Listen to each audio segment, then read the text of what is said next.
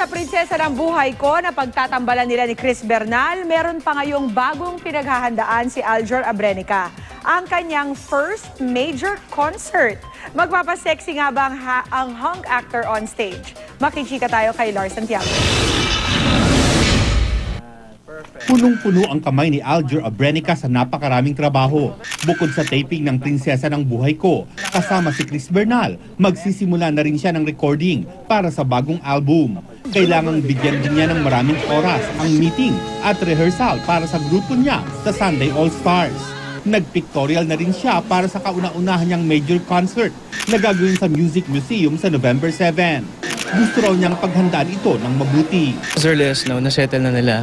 May mga schedules na kami na pinagpapasalamat ko rin po na pinayagan po kami ng production ng Prinsesa ng Buhay Ko na ibigay yung mga araw na hinihingi namin para sa mas magandang kalalabasan ng concert po natin.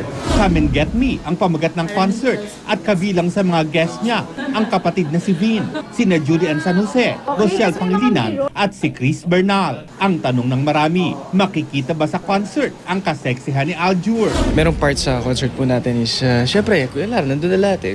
First major concert natin ito, ibibigay na natin lahat dito. Ano bang kaya kong gawin? Diba? Ano bang gusto makita ng tao? Tuwang-tuwa naman si Aljur sa bagong soap nila ni Chris, lalo't napakusay daw ng direktor nilang si Dondon Santos. Ito rin ang kauna-unahang primetime soap na gagamitan ng HD technology. Pero ang pinakamagandang pangyayari raw ay ang muli nilang pagkasama ni Chris sa isang proyekto. Pang-11th project na po namin to together. So yun pa lang, ibig sabihin nun is effective kayo as love team and pinagpapasalamat ko po sa Diyos mga ganitong pagkakataon. Masundan pa at nagpapasalamat ako sa tiwala ng GMA7. Lars Santiago, updated sa showbiz happening.